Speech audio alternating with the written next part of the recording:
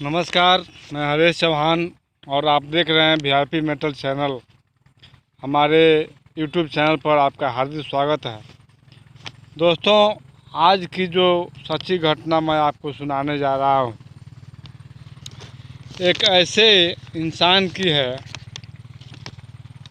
जो गलती पर गलती और मर्डर पर मर्डर करता हुआ चला जाता है और वह 100 से ज़्यादा खून कर देता है। पैसे की भूख इंसान को एक अलग ही रास्ते पर ला करके छोड़ देती है। आज की कहानी इसी डॉक्टर देवेंद्र शर्मा की है, जो पैसे के भूख के चलते खून पर खून करता चला गया और पैसा कमाने की होड़ में वह जुर्म की दुनिया में शामिल हो गया। हम और आप, सारी दुनिया यही कहती है कि डॉक्टर ईश्वर का दूसरा रूप होता है। वह अपनी दवा और सेवा से मरीज को जमराय से छीन लेता है, लेकिन हम आज के जिस डॉक्टर की बात करने वाले हैं वह ऐसा नहीं है। इस डॉक्टर ने तो अपने धर्म और पेशे के विपरीत जुर्म किया और अनगिनत लोगों का अमूल्य जीवन छीना। यह कहानी डॉक्टर देवेंद्र शर्मा की है, जिसे डॉक्टर डेथ के नाम से जाना जाता है। उसने 50 मर्डर करने के बाद भी हत्याओं को गिनना भी छोड़ दिया। उस पर आरोप है कि उसने 100 से ज़्यादा हत्याएं की। वह यूपी के अलीगढ़ ज़िला के छर्रा का निवासी है। 1982 में उसकी शादी हुई थी और 1984 में बिहार के सिवान से BA MS bachelor of medicine and surgery में उसने ग्रेजुएशन किया। फिर उसने जयपुर में जनता हॉस्पिटल एंड डायग्नोस्टिक के नाम से अस्पताल खोला। 1995 तक उसका यह अस्पताल बहुत बढ़िया चलता रहा।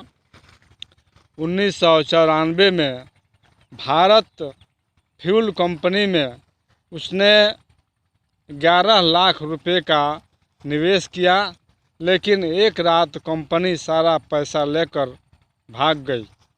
अब डॉक्टर देवेंद्र शर्मा की माली हालत बिल्कुल ख़राब हो गई थी।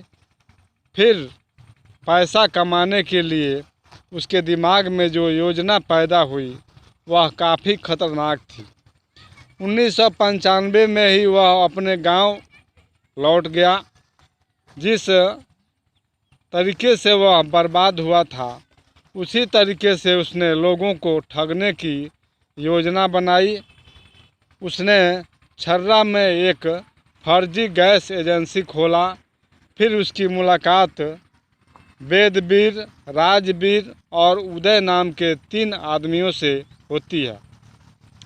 इन तीनों का काम गाड़ियों को लूटना था। उसे ऐसे ही लोगों की ज़रूरत थी।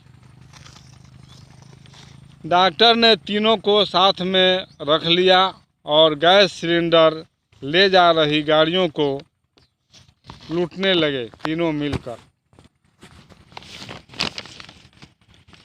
इस काम से उसे बहुत लाभ मिलने लगा था। वह सिलेंडर को अपने एजेंसी में रख लेता और गाड़ियों को पार्ट पार्ट करके मेरठ में कबाड़ी की दुकान पर बेच देता। गाड़ियों के ड्राइवर को वह मारकर यूपी के कासगंज के हजारा नहर में फेंक देता था, जो मगरमच्छों से भरा रहता है। वह कोई सबूत छोड़ता नहीं था। उसका यह धंधा बड़े आराम से 2 साल तक चलता रहा, लेकिन एक दिन उसने एक ऐसी गाड़ी को लूट लिया जो यूपी के एक नेता के रिश्तेदार की गाड़ी थी और पुलिस उस तक पहुंच ही गई। फर्जी गैस एजेंसी के आरोप में उसकी गिरफ्तारी हुई। कुछ दिन बाद उसे जमानत मिल गई लेकिन 2001 में फिर उसने फर्जी गैस एजेंसी खोला अमरोहा में। लेकिन यहाँ उसके ऊपर एक धोखाधड़ी का मामला दर्ज हो गया। इसके बाद जयपुर में उसने अपना अस्पताल दोबारा खोल लिया, लेकिन यह अस्पताल उसके गुनाहों पर पर्दा डालने का एक साधन मात्र था। अब उसने जुर्म करने का दूसरा रास्ता अपना लिया था।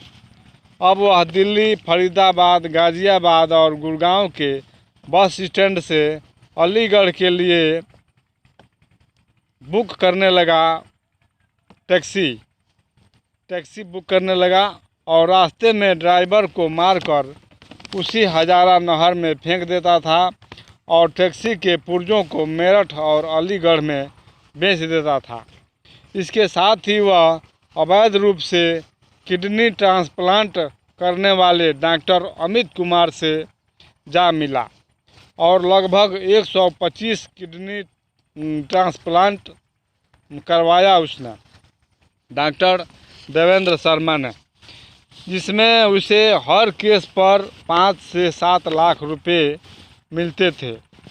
लेकिन साल 2004 में आखिर पुलिस ने अमित कुमार और देवेंद्र शर्मा को गिरफ्तार कर लिया। जब उसकी पत्नी को अपने पति के इस कारनामे की जानकारी हुई तो वह अपने बच्चों के साथ पति से अलग रहने लगी थी। उस पर हत्या, अपहरण, कार डीलिंग समेत कई केस दर्ज हुए थे। उस पर 50 मर्डर का भी आरोप लगाया गया। लेकिन कई लोगों का कहना है कि वह 100 से ज़्यादा हत्या कर चुका था। उसने पुलिस को बताया था कि 50 मर्डर के बाद तो उसने हत्याओं की गिनती करना ही छोड़ दिया था। लेकिन पर्याप्त सबूतों के अभाव में, इतने मर्डर करने के बाद भी पर्याप्त सबूत पुलिस के पास नहीं थे और सबूतों के अभाव में केवल 7 हत्याओं में उसे दोषी पाया गया और साल 2002 में एक टैक्सी ड्राइवर की हत्या के जुर्म में उसे आजीवन कारावास की सज़ा सुनाई गई। साल 2004 में उसे जयपुर जेल भेजा गया। फिर साल 2007 में एक कोर्ट द्वारा साल 2002 में हुए एक टैक्सी ड्राइवर के कत्ल के जुर्म में उसे आजीवन कारावास की सज़ा सुनाई गई। 14 मई साल 2008 को गुड़गांव की एक अदालत ने एक हत्या के जुर्म में उसे फांसी की सज़ा सुनाई, क्योंकि इस केस में मृतक जो था उसका भतीजा ने देवेंद्र शर्मा को अपने चाचा के साथ यानी कि टैक्सी ड्राइवर के साथ टैक्सी में जाते हुए देखा था। वह 2020 तक जयपुर जेल में रहा देवेंद्र शर्मा और जनवरी 2020 में 20 दिन के पैरोल पर बाहर निकला।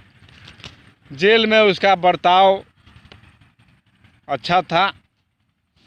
16 फरवरी साल 2021 को उसे फिर जेल जाना था, लेकिन वह फरार हो गया। 16 फरवरी 2020 को उसे फिर जेल जाना था, लेकिन वह फरार हो गया और वह दिल्ली के मोहन गार्डन में रहने लगा छिप छिप करके। पुलिस वहाँ से बापरौला में रहते हुए उसने एक विधवा से शादी किया और प्रॉपर्टी डीलिंग का काम करने लगा, लेकिन पुलिस उस तक फिर पहुँच गई।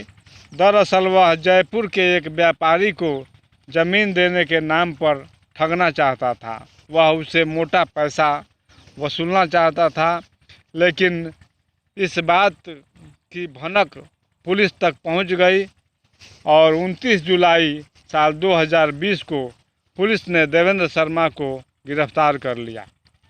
पुलिस ने जब पूछा था कि उसने कितना मर्डर किया है तो देवेंद्र शर्मा ने कहा था कि 50 हत्या के बाद उसने गिनती करना ही छोड़ दिया था।